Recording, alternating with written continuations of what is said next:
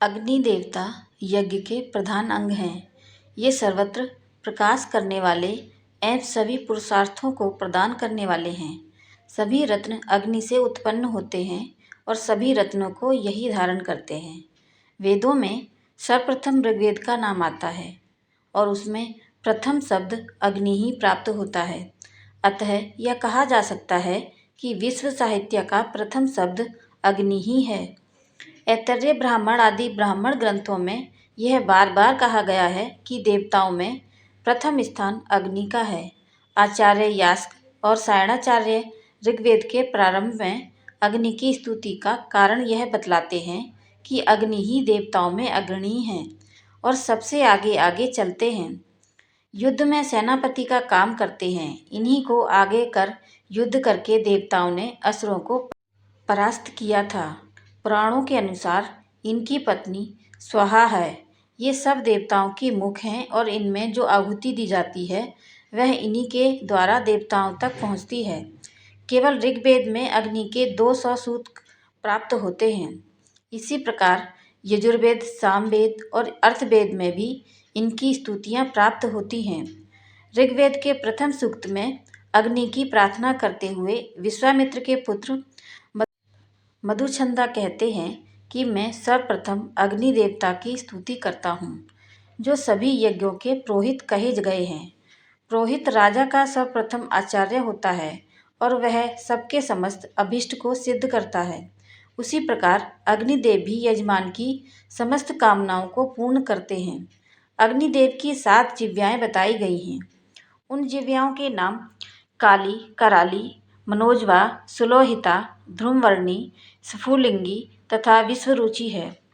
पुराणों के अनुसार अग्निदेव की पत्नी स्वाहा के पावक, पवमान और शुचि नामक 3 पुत्र हुए। इनके पुत्र पौत्रों की संख्या 49 है। भगवान कार्तिकेय को अग्निदेव का भी पुत्र माना गया है। स्वरोचिष नामक द्वितीय स्थान पर परिगणित है। ये आग्नेयकोण के अधिपति हैं। अग्नि नामक प्रसिद्ध पुराण के ये ही वक्ता हैं। प्रभास क्षेत्र में सरस्वती नदी के तट पर इनका मुख्य तीर्थ है। इन्हीं के समीप भगवान कार्तिकेय, श्राद्ध देव तथा गौओं के भी तीर्थ हैं। अग्निदेव की कृपा के पुराणों में अनेक दृष्टांत प्राप्त होते हैं। उनमें से कुछ इस प्रकार हैं। महर्षि वेद के शिष्य ऊतक ने अपनी शिक्षा पूर्ण होने पर आचार्य दंपति से गुरु दक्षिणा मांगने का निवेदन किया। गुरु पत्नी ने उनसे महाराज पौष्य की पत्नी का कुंडल मांगा। ऊतक ने महाराज के पास पहुंचकर उनकी आज्ञा से महारानी से कुंडल प्राप्त किया। रानी ने कुंडल देखकर उन्हें सतर्क किया कि आप इन कुंडलों को सावधानी से ले जाइएगा, नहीं तो तक्षक नाग आपसे कुंडल छीन लेगा। मार्ग में जब ऊतक एक जलाशय के किनारे कुंडलों को रखकर संध्या करने लगे तो तक्षक नाग कुंडलों को लेकर पाताल में चला गया। अग्निदेव की कृपा से ही ऊतक को दोबारा कुंडल प्राप्त करके गुरु पत्नी को प्रदान कर पाए थे। अग्निदेव ने ही अपनी ब्रह्मचारी भक्त उपकौशल को ब्रह्म विद्या का उपदेश दिया था। अग्नि की प्रार्थना उपासना से यजमान धन, धान्य, पशु आदि समृद्धि प्राप्त करता है। उसकी शक्ति, प्रतिष्ठा एवं परिवार आदि की वृद्धि होती है। ऋग्वेद के अनुसार अग्निदेव अपने यजमान पर वैसे ही कृपा करते हैं जैसे राजा सर्वगुण संपन्न वीर पुरुष का सम्मान करता है। एक बार अग्नि अपने हाथों में अन्न धारण करके गुफा में बैठ गए। अतः सब देवता बहुत भयभीत हुए। अमर देवताओं ने अग्नि का महत्व ठीक से नहीं पहचाना था। वे थके पैरों से चलते हुए ध्यान में लगे हुए अग्नि के पास पहुँचे। मारुतों ने 3 वर्षों तक अग्नि की स्तुति की। अंगिरा ने मंत्रों द्वारा अग्नि की स्तुति तथा पड़ी नामक असुर को नाद से ही नष्ट कर डाला। देवताओं ने जांग के बल बैठकर अग्निदेव की पूजा की। अंगिरा ने यज्ञ अग्नि धारण करके अग्नि को ही साधना का लक्ष्य बनाया। तदनंतर आकाश में ज्योति स्वरूप सूर्य और ध्वज स्वरूप किरणों की प्राप्ति हुई। देवताओं ने अग्नि में अवस्थित 21 गुण पद प्राप्त कर लिए, अपनी रक्षा की। अग्नि और सोम ने युद्ध में वर्ष्य की संतान नष्ट कर डाली तथा पणी की गौएं हर ली। अग्नि के अश्वों का नाम रोहित तथा रथ का नाम धूमकेतु है। महाभारत के अनुसार देवताओं को जब पार्वती से शाप मिला कि वे जब सब निसंतान रहेंगे, तब अग्निदेव वहां पर नहीं थे। कालांतर में विद्रोहियों को मारने के लिए किसी देवपुत्र की आवश्यकता हुई, अतः देवताओं ने अग्नि की खोज आरंभ की। अग्निदेव जल में छिपे हुए थे। मेंढक ने उनका निवास स्थान देवताओं को बताया, अतः अग्निदेव ने रुष्ट होकर उसे जीव्या न होने का शाप दिया। देवताओं ने कहा कि वह फिर भी बोल पाएगा। अग्निदेव किसी दूसरी जगह पर जाकर छिप गए। हाथी ने देवताओं से कहा, अश्व तथा अग्नि का ही एक रूप है। अग्नि ने उसे भी उल्टी जीवा वाला कर दिया। इसी प्रकार तोते ने समी में छिपे अग्नि का पता बताया, तो वह भी शाप बस उल्टी जीवा वाला हो गया। समी ने देवताओं ने अग्नि के दर्शन करके तारक के वध के निमित्त पुत्र उत्पन्न करने को कहा। अग्निदेव शिव के वीर्य का गंगा में आधान करके कार्तिकेय के जन्म का निमित्त बने। भृगु पत्नी पुलोमा का पहले राक्षस पुलोमा से विवाह हुआ था। जब भृगु अनुपस्थित थे, वह पुलोमा को लेने आया तो उसने यज्ञ अग्नि से कहा कि वह उसकी है या भृगु की भार्या है। उसने उत्तर दिया कि यह सत्य है कि उसका प्रथम वरण उसने ही किया था, लेकिन अब वह भृगु की पत्नी है। जब पुलोमन उसे बलपूर्वक ले जा रहा था, उसके गर्भ से च्यवन गिर गए और पुलोमन भस्म हो गया। उसके अश्रुओं से ब्रह्मा ने वसुधारा नदी का निर्माण किया। भृगु ने अग्नि को श्राप दिया कि तू हर पदार्थ का भक्षण करेगी। श्राप से पीड़ित अग्नि ने यज्ञ आहुतियों से अपने को विलग कर लिया, जिससे प्राणियों में हताशा व्याप्त हो गई।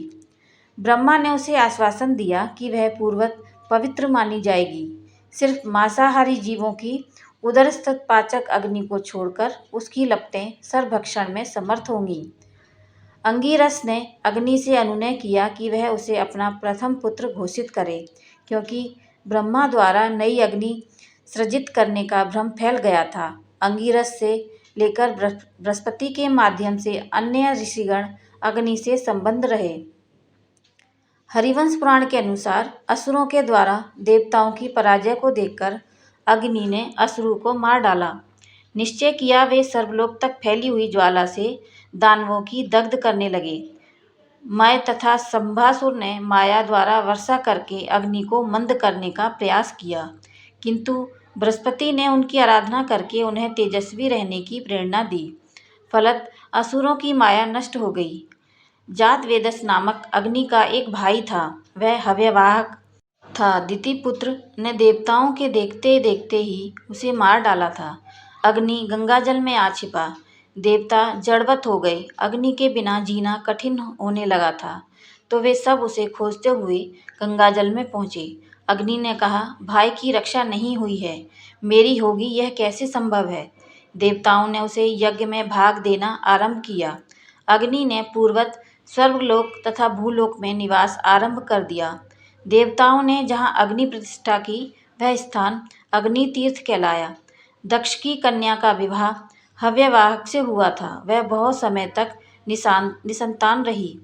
उन्हीं दिनों तारक से त्रस्त देवताओं ने अग्नि को संदेशवाहक बनाकर शिव के पास भेजा। शिव से देवता ऐसा वीर पुत्र चाहते थे जो कि तारक का वध कर सके। पत्नी के पास जाने में संकोच करने वाले अग्नि ने तोते का रूप धारण किया और एकांत विलासी शिव पार्वती की खिड़की पर जा बैठा।